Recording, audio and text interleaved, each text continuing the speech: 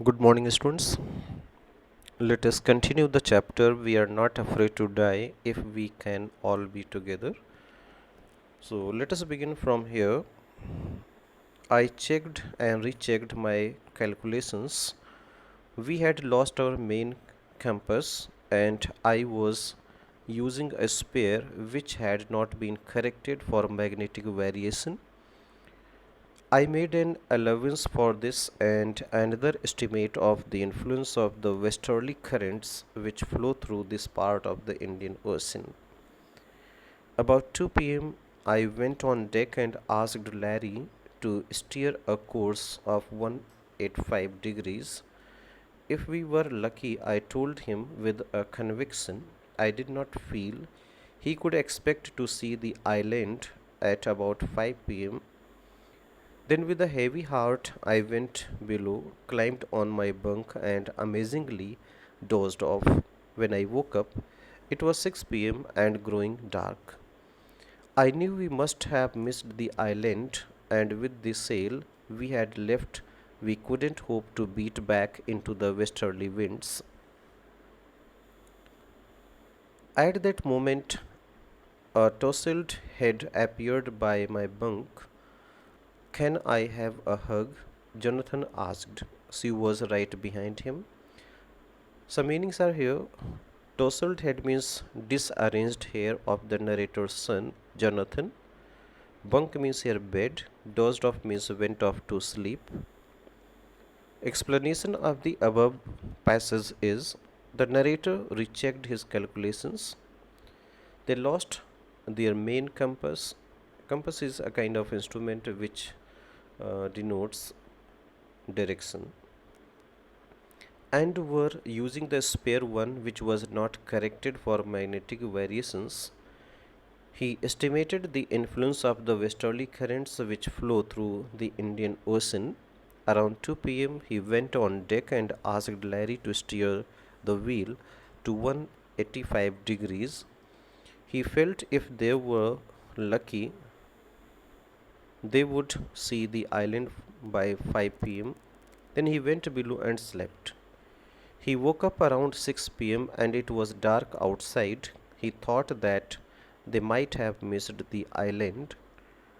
He started worrying about how they would tackle the westerly wind, more as the ship wasn't capable to sail more. His son came and asked him for a hug. His daughter followed. Further lines from the textbook are: Why am I getting a hug now? I asked. Because you are the best daddy in the whole world and the best captain, my son replied. Not today, John, I'm afraid. Why, you must be, said Sue in a matter of fact voice. You found the island. What? I shouted. It's out there in front of us, they chorused, as big as a battleship. I rushed on deck and gazed with relief at the stark outline of Isle Amsterdam. It was only a bleak piece of volcanic rock with little vegetation, the most beautiful island in the world. Some meanings are here. Bleak means an area of land lacking vegetation. Stark means here sharply defined.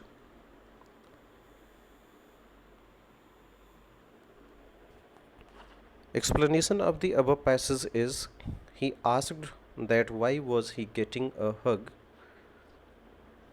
His son replied that he was the best daddy in the world and also called him the best captain.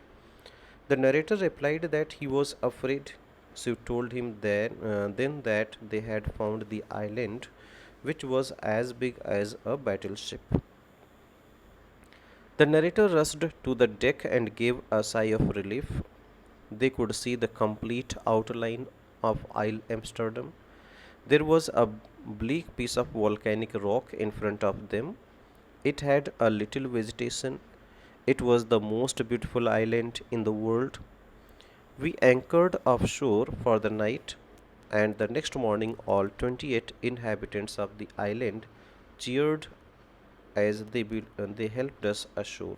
So, further lines from the textbook are These are the lines.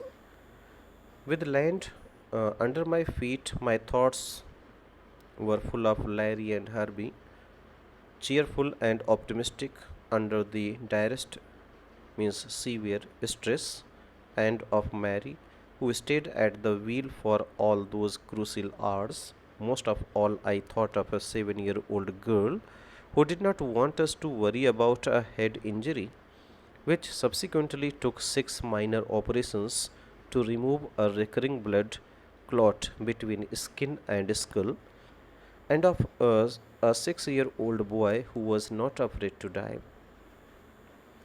Some meanings are here. Anchored means moor a ship to the sea bottom.